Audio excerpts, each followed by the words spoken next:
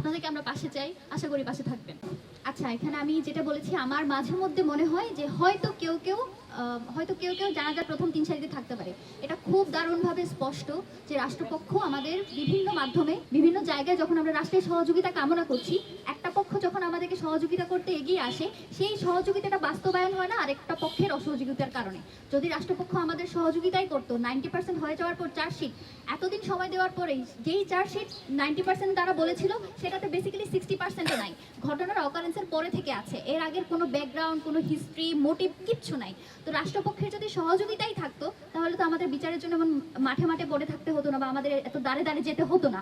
তো সেই জায়গা থেকে মনে করি যে রাষ্ট্রের গুরুত্বপূর্ণ জায়গায় বসে থাকা মানুষেরাই হয়তো কেউ চায়নি যে উসমান হাদি সামনে ইলেকশন করে সংসদে যাক, কিংবা তাদের বিরুদ্ধে যে কথাগুলো বলতো সেগুলো জারি রাখুক। সেই জায়গা থেকে আমার মনে হয়েছে যে কেউ হয়তো থাকলেও থাকতে পারে যারা চায় না উসমান হাদির বিচার হোক।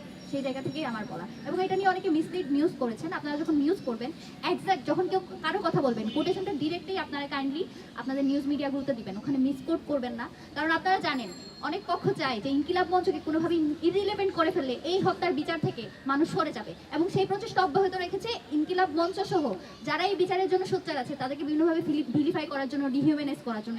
এই প্রচেষ্টাটা আমি অন্তত আশা করি, আপনারা যারা এখানে আছেন, আমি বিশ্বাস করি যে আপনারা সবাই জুলাই জজবাকে ধারণ করেন, উসমান ভাইকে ধারণ করেন। আপনারা জানেন উসমান ভাই যখনই এখানে কথা বলতো, আপনাদের বারবার সাংবাদিক ভাই বলে সম্বোধন করতো এবং আপনাদেরকে যথেষ্ট সম্মান দিত, এবং সেই সম্মানের জায়গায় আপনারা থাকবেন, এটাই আমাদের বিশ্বাস।